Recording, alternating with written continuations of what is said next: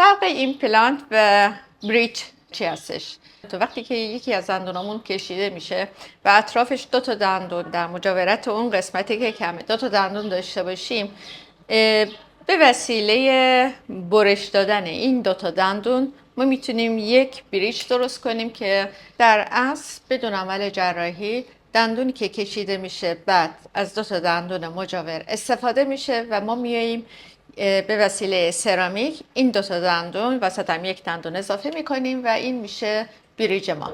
در مورد ایمپلانت دندون‌های مجاور استفاده نمیشه. ما میایم فقط یک ایمپلانت تیتانیومی، یک ریشه مصنوعی توی استخوان‌جا میذاریم و روی اون یک دندون میسازیم. در اصل هر دو به عنوان یدک دندون ما میتونیم استفاده کنیم.